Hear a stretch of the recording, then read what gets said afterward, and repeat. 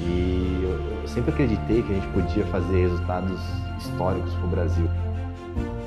Só que a gente nunca teve treino competitivo, era treino alugado, tanto é que nós somos finalistas olímpicos em 2022, um treino alugado, nome emprestado dos americanos, e com a força de vontade nossa. Quando deram material competitivo na nossa mão, trenó novo, lâmina nova, a gente foi 13º no Campeonato Mundial, com o trenó chegando 2 semanas antes da competição. Oi, gente! Estou aqui com o Edson Bindilatti, do nosso time Brasil, representando no bobsled, as Olimpíadas de Inverno ano que vem, e gostaria que você se apresentasse. Quem é o Edson Bindilatti? Eu sou Edson Bindilatti, piloto da Seleção Brasileira de Bobsled, atleta com 5 participações olímpicas, finalista olímpico, me preparando para a minha 6ª participação olímpica, minha 6ª e última, saideira. 6ª e última. Por que 6ª e última, Edson? Eu acredito que eu fiz bastante coisa pelo esporte, né? A gente começou lá atrás, em 2002, minha primeira participação em Jogos Olímpicos, quando era tudo mato, né? O Brasil não tinha respeito nenhum e a gente veio cortando, entendendo, aprendendo a modalidade. Hoje nós somos tricampeões da Copa América de bobsled, 3º colocado no Campeonato Mundial de Largada, finalista olímpico, 13º colocado no Campeonato Mundial, que foi esse ano em março. Então, eu acredito que eu poderia fazer pelo esporte e ainda posso, porque não acabei ainda, tem mais alguns meses ali até agora, até os Jogos Olímpicos, que eu tenho certeza que a gente vai fazer um resultado assustador para o Brasil e vou deixar espaço para novos atletas que já vêm chegando também. O atleta Gustavo Ferreira vem vindo pilotando muito bem, o trenó tanto two-man como four-man. Então eu acredito que hoje a gente tem uma equipe, 2 equipes, né, muito fortes, e a ideia é continuar esse trabalho e eu vou ficar por trás da cortina, fazendo contraponto com a cortina da Ampeso, que é os Jogos Olímpicos de Inverno ano que vem. Milano então, Cortina. As cortinas vão se fechar para mim e eu vou estar por trás delas para ajudar o máximo que eu puder no bobsled, no esporte de gelo, de inverno, para quem sabe a gente ter uma medalha no futuro próximo. Se não vir agora, eu não sei de nada. Não, nem fala essas coisas. Vai vir sim. Vai vir com medalha sim. Vem cá, por que o bobsled? Como que foi seu primeiro contato? Você veio do atletismo, entrevistas que eu vi sobre você na internet, onde você fala que nunca nem tinha visto gelo, neve, e você recebeu o convite e foi. Como que foi isso? E qual foi o seu primeiro contato? O que você sentiu ali? Quis desistir na hora? Ou falou, não, é isso mesmo? Me conta. Foi bem inusitado, né? Porque meu sonho sempre foi para os Jogos Olímpicos, no Jogos Olímpicos de verão, nem sabia que existia Jogos Olímpicos de inverno. E eu era campeão brasileiro, sul-americano, ibero-americano no atletismo, no decathlon, prova do atletismo, 10 provas do atletismo. Aí entraram em contato comigo e falaram assim, cara, você quer fazer o bobsled? Eu falei assim, nem sei o que é bobsled. Você já assistiu o filme Jamaica Abaixo de Zero? Quem já assistiu entrega a idade, hein? Já vou avisando. Mas eu não tinha assistido, eu falei assim, então assiste e me fala. Eram jamaicanos que queriam ir para os Jogos Olímpicos de verão, eram atletas de 100 metros, fizeram a seletiva na Jamaica, não deu certo, aí foram pro bobsled. Eu não vou dar muito spoiler, porque se você quisesse assistir o filme. Né? Tem no YouTube, inclusive, completo. Exatamente. Aí eu falei assim, beleza. Na época eu assisti com a minha mãe, ela 19 anos, queridinho da mamãe, né? Ela falou assim, você não vai, que é muito perigoso. Eu falei assim, não, mãe, hoje em dia os trenós têm uma tecnologia diferente, ele nem tomba, nem sabia, tava enganando ela, queria era conhecer o gelo. Né? Mas o engraçado também, que se você me convidar para andar de balão, hoje em dia balão nem se fala, né? Mas montanha-russa, body jump, paraquedas, essas coisas eu não vou. Porque você tem medo? Eu tenho medo de altura, esses negócios assim, não vou. Gente, ele pratica um dos esportes mais perigosos do mundo. E como que você vai no treino a mais de 140 km por hora, sem cinto de segurança, sem nada? Eu não sabia, me enganaram, só falaram que era para eu sentar ali, baixar a cabeça e rezar. E era o que eu fazia. Né? Mas foi engraçado, a primeira vez que eu cheguei foi em Nova York, né? Aí eu saí do aeroporto, o primeiro impacto que eu tive foi o frio, -15, eu voltei novamente para dentro do aeroporto, coloquei as roupas que eu tinha, fomos pro alojamento e falei assim, a gente vai ficar aqui uma semaninha só vendo o que vai acontecer, ver os treinos descer. Aí o gestor falou assim, não, agora a gente vai deixar as coisas aqui, vamos lá pra pista, a gente já vai pegar o trenó e vamos ver como que vai acontecer. Beleza, vamos lá ver, né? Aí o cara, põe esse capacete aqui, aí eu coloquei, serviu, aí eu vi o pessoal mexendo no trenó, colocando dentro do caminhão, porque você coloca dentro de um caminhão e o caminhão vai pro topo da pista. Aí começa a subir, fazer um monte de curva, não para mais de subir, você a gente vai pra onde? Né? E aí o bolinho já começou a ficar pequeno, e aí eu falei assim, o que a gente vai fazer? Vocês vão descer já, mas já assim, sem um abraço, sem um beijinho, sem uma massagem.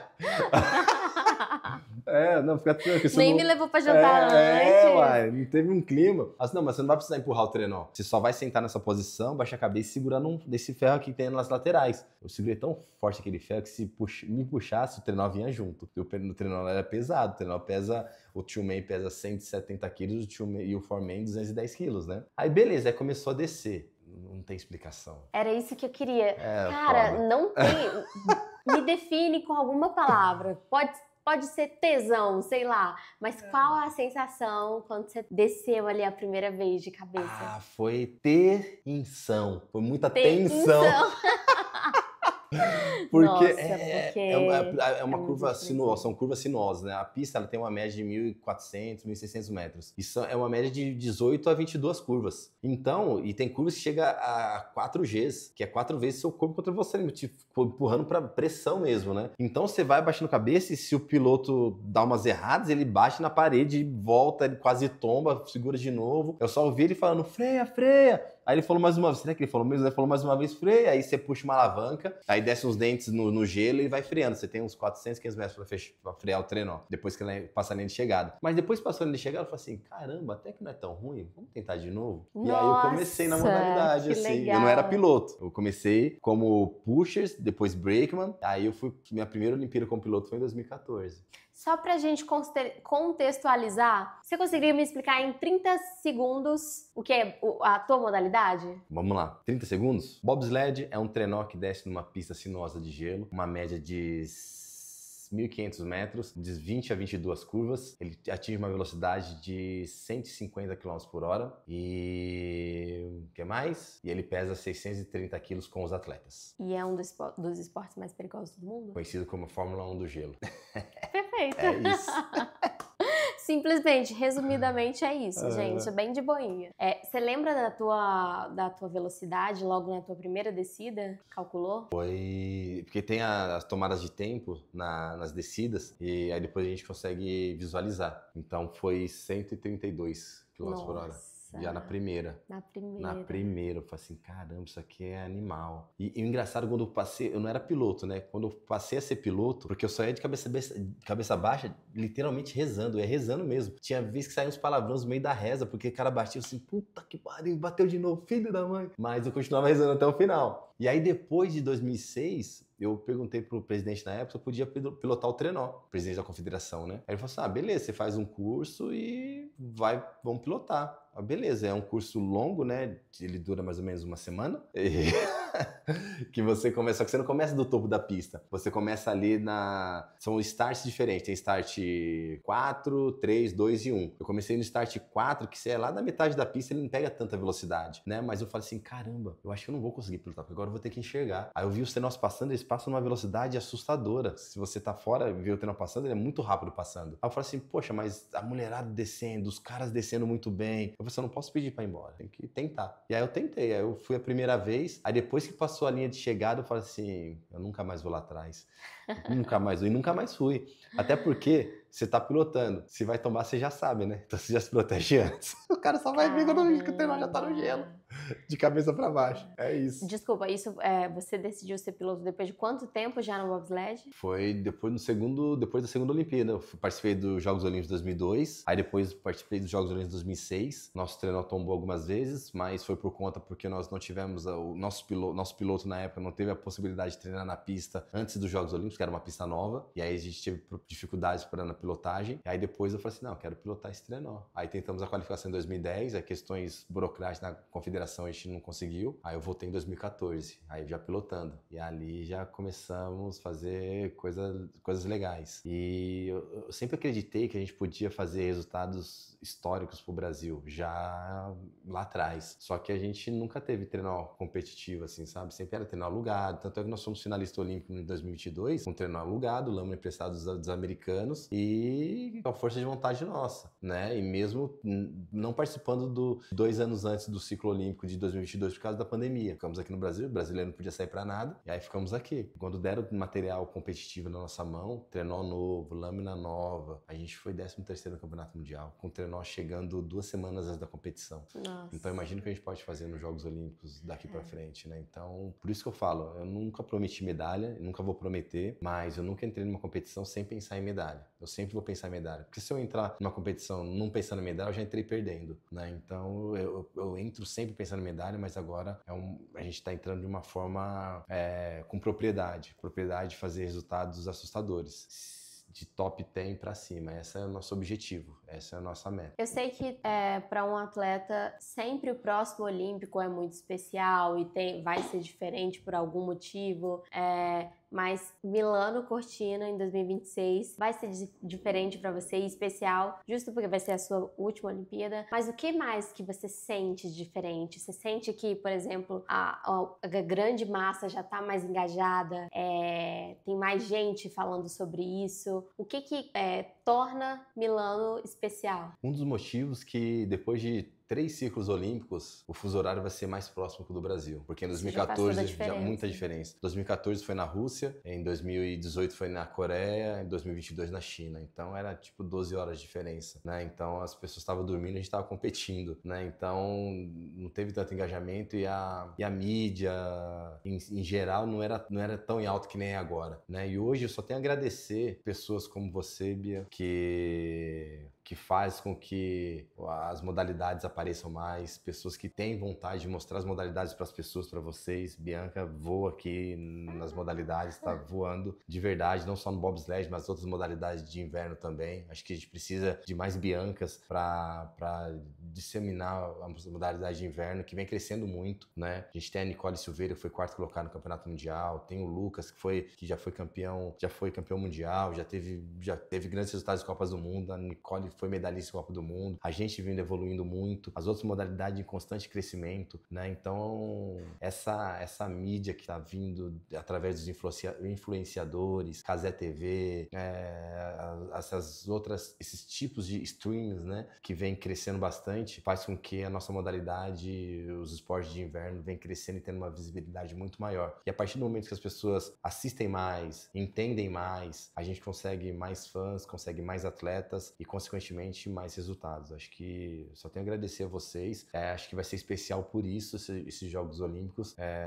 De verdade, de coração, quero muito que você esteja lá mesmo, cobrindo de perto, né? Para as pessoas entenderem de verdade, não só a parte técnica, mas os bastidores, a parte legal, a parte bacana, divertida, que a gente tá lá com muita seriedade, né? Para competir, para treinar. Mas tem os momentos de descontração, que isso é importante para qualquer atleta, entendeu? Se você ficar focado só naquilo e não ter uma parte de descontração, você espana, você sai do eixo, entendeu? E os bastidores são tão interessantes, é tão legal de acompanhar. Eu pude ver isso em Paris. E, gente, o que a gente vê na televisão não é um terço do que acontece numa Olimpíada. É muita emoção, são muitos momentos tensos, mas também muitos momentos bonitos. Nossa, é muito emocionante.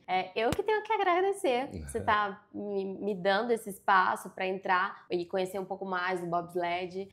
Gostaria que vocês também pesquisassem mais. Nosso time tá cada vez mais forte, o Brasil tá cada vez investindo mais nisso. Eu queria saber um momento marcante na sua carreira, tipo, um momento que é assim, ou momento do bobsled na sua carreira. Eu acredito que foi, diriam 2, assim, sabe? Pode ser 2. Um foi meu primeiro Jogos Olímpicos, né? Você entrar no estádio cheio de pessoas, sabendo que tem milhões de pessoas te assistindo também pela televisão, nos Jogos Olímpicos, é uma emoção muito grande, né? E o segundo momento foi quando eu fui convidado para ser o porta-bandeira do Brasil na cerimônia de abertura em 2018. Passa um filme na cabeça, né? Tudo que a gente batalhou, toda a resiliência, toda a disciplina para você chegar nos Jogos Olímpicos. Chegando lá, você é convidado para ser o porta-bandeira e levar a bandeira do seu país na cerimônia de abertura. é indescritível, assim, sabe? Não tem preço. É um orgulho muito grande de todas as pessoas que estão envolvidas no meu sucesso, né? Porque eu sempre acreditei que a gente sozinho não faz nada, né? Pra nascer a gente precisa de alguém.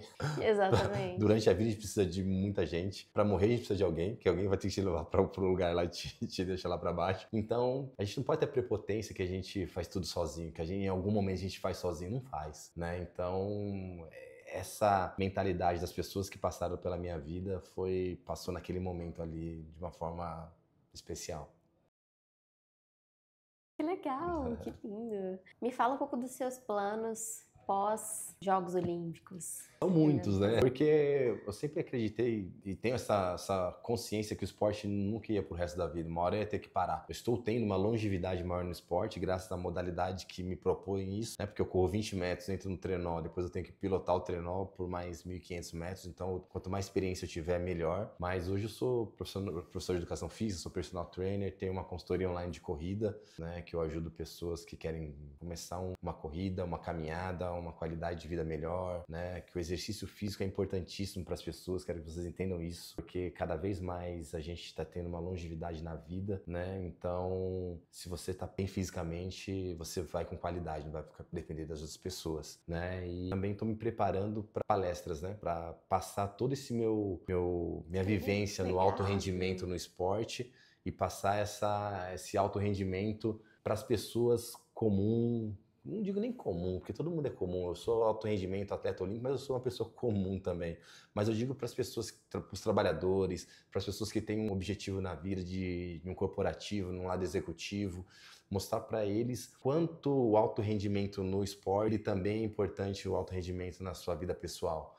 Então esse trabalho de transição com essas pessoas que eu quero fazer esse trabalho depois dos Jogos Olímpicos, depois do encerramento da minha carreira e ajudar muito mais pessoas a chegar no seu alto rendimento, chegar na sua Olimpíada, chegar na sua medalha de ouro, chegar no seu melhor. O que eu acompanhei muito dos atletas na edição dos Jogos de Paris foi a questão da saúde mental, como é o preparo mental, com toda essa pressão, quando está se aproximando do próximo ciclo olímpico. Como que é para você? É importantíssimo, né? Porque tudo começa da mente, né? Você querer. E hoje eu faço um trabalho bem interessante, bem direcionado já para os Jogos Olímpicos com a Melissa Neural, né? Uma grande profissional que faz esse trabalho mental. Então ela vem me ajudando, vem me direcionando, que a ideia é chegar nos Jogos Olímpicos na hora das minhas descidas, naquele momento flow. O que seria aquele momento flow? Aquele momento que só tá você com controle de tudo, sabendo exatamente o que você vai fazer naquilo que você se propôs, né? Então a gente tem que fazer um trabalho muito interessante, é um trabalho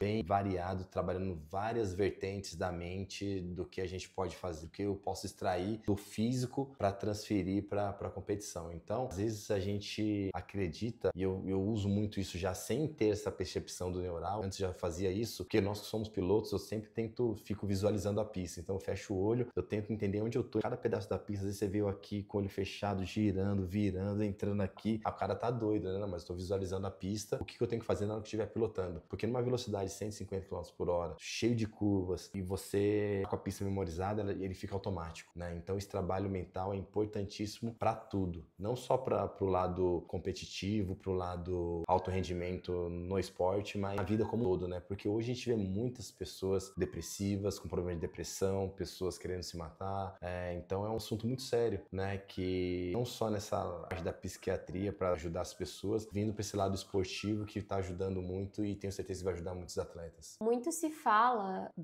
com os atletas sobre a sensação de ganhar medalhas, de ganhar campeonatos, seletivas, mundiais, a sensação de vitória. E a derrota? Eu não vejo muito falando sobre derrota. Quando você entra ali no quarto de hotel, no alojamento, o que passa na sua cabeça quando você não atinge um resultado que você treinou tanto tempo? Qual o seu trabalho consigo mesmo em relação a isso? Porque você parece ser uma pessoa que desde sempre trabalhou muito essa parte. eu sempre tive uma consciência muito grande relacionada a isso, né? E hoje eu tento passar para os meus filhos mesmo. Eu tenho uma filha de 6 anos que gosta de jogar futebol no clube, tenho meu filho de 10 que já faz judô. E eu falo para eles, na vida vocês vão mais perder do que ganhar, né? Ganhar vai ser poucos momentos que vão ser de vitória. A gente vai ter muito mais. E a derrota faz com que a gente aprende muito. A gente aprende muito com a derrota. E eu aprendo muito. Tem gente que se frustra. Eu não, eu aprendo. Eu falo assim, caramba, onde eu errei? Onde que eu posso melhorar? Qual que foi o momento que eu deslizei para não atingir o meu objetivo, né? E eu falo comigo mesmo, converso com meus treinadores, com as pessoas que estão em volta, a equipe multidisciplinar, as pessoas que estão comigo, pra gente alinhar a rota, né? Então, as pessoas às vezes têm uma dificuldade muito grande com essa parte de derrota, ainda mais essa nova geração, né? Porque às vezes as coisas acontecem com muito mais facilidade, com muito mais dinamismo. E às vezes, quando tem essa derrota, aí entra de novo, a gente volta pra parte mental, né? Que aí vem a depressão, porque não conseguiu, porque eu não consegui aquele emprego, eu não consegui passar naquela universidade, não consegui passar naquele vestibular, né? Então, se você tem isso muito bem preparado, muito bem direcionado, você vai lidar muito melhor e você vai trabalhar melhor para você chegar lá e ter uma possível vitória, porque a certeza da vitória a gente não tem, né? A gente se prepara para ela. A gente faz um trabalho gigantesco para chegar ali, né? Não dá para você chegar e achar que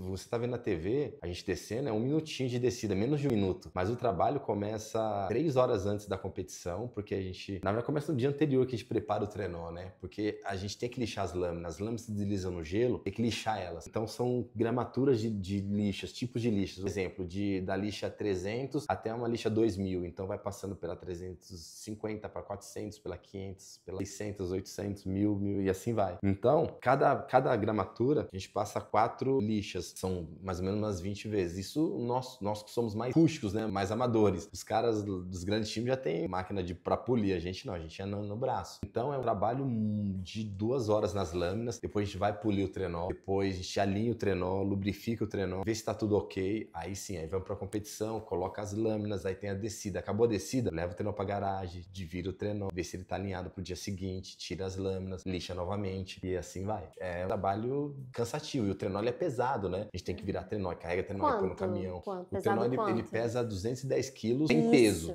mas se você tem que colocar peso no trenó porque os atletas não estão no peso para atingir os 630, que é o limite na competição, a gente coloca peso no trenó e fica mais pesado ainda, né? Então cada pessoa da equipe exige um peso específico? Como que é isso? A média de peso dos atletas seria entre 97 a 107 quilos. Né? Então tá nessa linha, né? Às vezes um pouco mais leve, outro um pouco ali no meio. A gente tenta entender para a posição dos atletas na competição, a gente usa muito uma pista de largada, que é só para treinar largada, que é o que nos aproxima dos grandes times, porque a pista ela é toda feita de concreto, para quem não sabe, e ela é toda refrigerada, é como se fosse uma geladeira. Tem tipo um concreto e gelo por cima? Ela é toda de concreto, a pista inteira, os 1.500 metros de concreto. Sabia. É tudo concreto. Aí tem toda a tubulação de refrigeração, eles ligam a pista, demora ali umas 3, 4 semanas para o gelo ficar na pista, aí vem os trabalhadores da pista e moldam a pista para ela ficar deslizante de uma forma que você consegue competir, né? Então, no verão agora nos Estados Unidos, Canadá, Europa, eles desligam as pistas e ninguém desce. Todo mundo tem as mesmas condições de treino que a parte física. Então, as pessoas falam, como que você treina no Brasil, sendo que aqui não